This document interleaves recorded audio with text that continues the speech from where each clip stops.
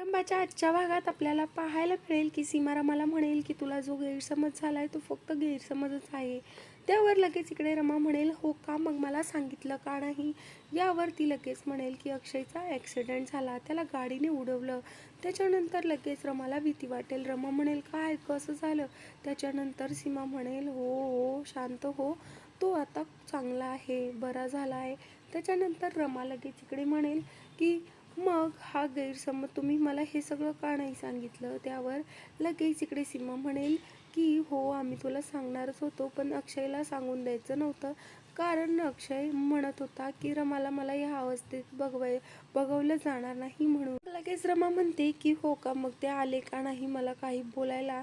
त्याच्यानंतर लगेच इकडे सीमा म्हणते की तुला सगळा गैरसमज तुझ्या समोर आणलेला आहे, बघ तुला माझ्यावर विश्वास ठेवायचा आहे की नाही. पण हे सगळं जर तू घरात नाही आलीस तर सत्यात उतरायला वेळ लागणार नाही. आणि मग रमा म्हणते की हो, आणि सीमा म्हणते हो ग बाळा, मला रडणारी नाही तर लढणारी सून हवी आहे. त्याच्यानंतर आपण पाहतो की लगेच सीमा पुढे जाऊन निघून जाते आणि रमा आपल्या डिवोर्स पेपरकडे पाहतच असते. त्याच्यानंतर इकडे आपल्याला पाहायला मिळेल की रमाची मावशी ही इकडे अक्षयच्या घरच्यांना म्हणत असते की तुम्ही आम्हाला सांगितलं का नाही अक्षय रावांचं असं काही झालं म्हणून. आम्हाला तरी संशय वाटलाच होता, पण आम्ही काही बोललो नाही. त्यानंतर इकडे रमाची आई म्हणेल की आम्हाला एकदा कळवायचं तरी होतं तुम्ही की असं झालं म्हणून. त्यावर लगेच इकडे अक्षयचे आजोबा म्हणतील की नाही, आम्हाला अक्षयने अट घालून ठेवली होती म्हणून आम्हाला सांगता आलं नाही. त्यावर जान्हवी सांगेल की आम्हाला खूप काही सांगायचं आहे तुम्हाला. लगेच इकडे रमाची आई म्हणेल ते डिवोर्स पेपरचं काय आहे, ते खरं आहे की खोटं आहे. त्यावर आपण इकडे बघतो की अक्षय आणि रेवाची पत्रिका म्हातारीच्या हातामध्ये असते आणि म्हातारी ती बघून खूप खुश होत असते आणि म्हणत असते की खरंच खूप छान पत्रिका आहे, याच्यात फक्त आता तारीख टाकायची बाकी आहे. लगेच इकडे रेवाची आई म्हणते हो आता लवकरच आपण त्यांचं लग्न करून देऊया. त्यावर इकडे लगेच बाहेरून शशिकांत आलेला असतो आणि शशिकांत म्हणतो की मी कसा आहे, अक्षय बरा आहे ना. त्याच्यानंतर रेवाची आई म्हणते एवढे दिवस कुठे होतात तुम्ही. शशिकांत म्हणतो का मी पॅरिसला गेलो होतो. त्याच्यानंतर आपण पाहतो की ही पत्रिका बघून खूप खुश होतो शशिकांत आणि म्हातारीला म्हणतो की आता आपला डाव जे आपण लढाई खेळत आलोय तो आता जिंकणारच आहे. त्याच्यानंतर आपण पाहतो की म्हातारी सांगत असते की आता ती रमा मला नाही वाटत ह्या घरात परत कधी येणार म्हणून. आणि शशिकांत म्हणतो चला लेट्स सेलिब्रेट. त्याच्यावर लगेच आपण पाहतो की रेवाची आई ग्लासमध्ये काहीतरी घेऊन येते आणि मग तिघे चेअर्स करत ते पित असतात आणि म्हणतात आता रमा काही घरामध्ये येणार नाही आणि आता रेवाच्या अक्षयसाठी एक चेअर्स तर बनतोच. आणि मग ते ग्लासातलं सगळं प्यायला लागतात.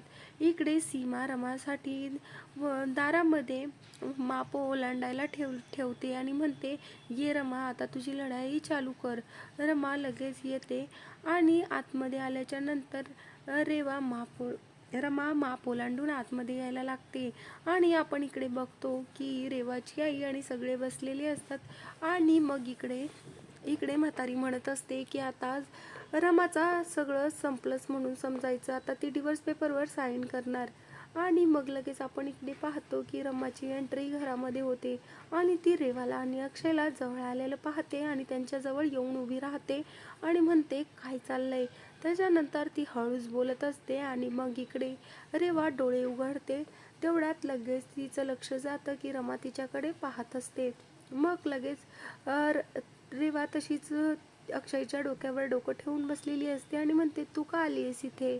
त्याच्यानंतर लगेच रमा तिला हाताला पकडते आणि जोरात ढकलून साईडला होते आणि तेवढ्यात सीमा त्याचं अक्षयचं डोकं पकडते आणि रमा त्याच्या खांद्याच्या खाली डोकं लावून देते आणि मग लगेच तिकडे रेवाला खूप जळण होते आणि रेवा लगेच म्हणत असते की तू का आलीस इथे. आणि सीमा तेवढ्यात दोघांची दृष्ट काढायला लागते आणि आपल्याला ह्या भागात पाहायला मिळेल की लगेच इकडे रेवा म्हणत असते तू डिवोर्स पेपरवर साया केल्यात, मग इथे कशाला आलीयस तोंड घेऊन.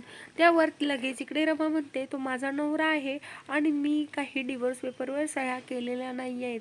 मग आपल्याला इकडे पाहायला मिळतं की रेवाचं तोंडच पडून जातं आणि मग इकडे सगळे रमाचे उत्तर ऐकून रेवाला खूप पश्चाताप वाटतो आणि रमा पायात पाय घालून तिला सोफ्यावर पाडून देते.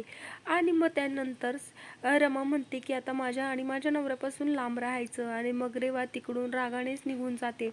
मग आपल्याला पुढे पाहायला मिळेल की इकडे रमा अक्षयच्या खांद्यावर डोकं ठेवून बसलेली असते. तेवढ्यात अक्षयला जाग येते. अक्षय लगेच तिच्याकडे बघतो आणि मग म्हणतो, मला कसे भास होत आहेत रमा इथे आली आहे म्हणून. रमा इथे येणे शक्य तरी आहे का? आणि म्हणतो, जा ना रमा, तू जा ना इथून, का नाही जाते तू? अशी स्वप्नातली रमा माझ्यासमोर का येऊन बसली आहे? आणि मग त्याच्यानंतर तो तिच्या डोळ्यासमोरून हात फिरवतो आणि तो स्वतःला आणि तिलाही चिमटा काढतो. त्यानंतर रमा जोरात ओरडते. मग अक्षय बोलतो, अरे तू खरी रमा आहेस, आणि तिला हात लावून पकडायला लागतो. आणि अक्षय खूप खुश होतो, म्हणतो, रमा बरं झालंस तू आली. त्याच्यानंतर आपण पाहतो की अक्षयचा आनंद बघून इकडे सीमा खूप खुश होत असते. सीमा त्या दोघांना बघून म्हणते की माझ्या लेकाचा आनंद रमामध्येच आहे. आणि आपण इकडे पाहतो की लगेच हीच रमा अक्षयला म्हणत असते, मला का नाही सांगितलं, तुमचा एवढा ॲक्सिडेंट झाला. त्याच्यानंतर अक्षय म्हणतो की मला नव्हतं वाटत का तुम्हाला असं बघावं. आणि त्याच्यानंतर रमा अक्षयला घेऊन जात असते आणि तिकडनं लगेच म्हातारी आणि शशिकांत येत असतात. ते नंतर त्या दोघांना बघतात. त्यानंतर हे म्हणतात, शशिकांत म्हणतो, ही रेवाच आहे ना? त्याच्यानंतर म्हातारी म्हणते, हो ही रेवाच आहे.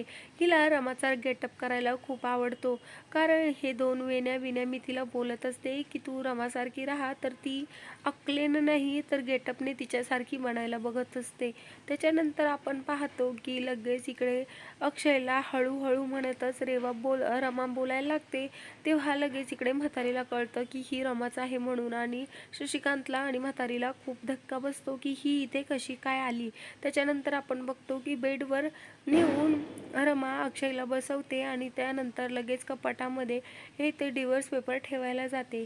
त्याच्यानंतर आपण पाहतो की रमाला सगळं मागचं आठवत असतं आणि तिला खूप रागही येत असतो. त्यानंतर अक्षय तिला आवाज देतो आणि म्हणतो की माझा पाय वरती ठेवून दे. त्यावरती अक्षयचा पाय वरती ठेवून देते, पण तिला अक्षयकडे बघून खूप राग येत असतो. त्याच्यानंतर आपण पाहतो की अक्षय तिला, थांब ना रमा, माझ्याशी बोल ना, असं म्हणून थांबवत असतो, पण रमा काही थांबायला तयार नसते. इकडे आपण बघतो की रेवा संतापलेली असते आणि मग ती म्हणते, काय करू मी, काय करू? आणि रमा पत्रिका फाडायला जाते. तेवढ्यात तिला लगेच म्हातारी म्हणते, तू पत्रिका नको फाडूस, तू स्वतःच्या हाताने तुझं आयुष्य फाडून टाकतीयस. त्याच्यानंतर रेवा म्हणते, आता मी काय करू, ही परत का आली? त्यानंतर इकडे शशिकांत म्हणतो की ही परत जाणार आणि मला हे सगळं माहिती आहे. आणि आपण इकडे पाहतो की रमा अक्षयसाठी सूप करून घेऊन आलेली असते. अक्षय खूप रमाशी बोलायचा प्रयत्न करतो, पण रमा काही बोलतच नसते. रमा त्याला खाऊ पिऊ घालायच्या मागे लागलेली असते आणि त्याला विचारत असते की तुम्हाला कोणत्या गोळ्या कधी द्यायच्या आहेत. त्यानंतर अक्षय बोलतो, अगं रमा बोल ना, मी बोलतोय ना तुझ्याशी. त्यानंतर रमा काही उत्तर देत नाही आणि गुपचूप त्याच्या तोंडामध्ये गोळ्या टाकते. अक्षय म्हणतो, आता मला गोळ्यांची नाही, तर तू आलीच नाही इथे, आता फक्त मी तुझ्याच इथे राहण्याने बरा होईल. त्यानंतर आपण पाहतो की रमा म्हणते की मी तुम्हाला कधीच माफ करू शकणार नाही. त्यावर अक्षय म्हणतो, मी प्रायश्चित्त करायला तयार आहे. आणि इकडे शशिकांत म्हणतो की ह्या रमाला आपण आता परत या घरातून हाकलून देऊ आणि आज काहीतरी आपल्याला असं करावंच लागेल. असेच मुरंबाचे एपिसोड पाहण्यासाठी चॅनलला सबस्क्राईब करा. Thanks for watching.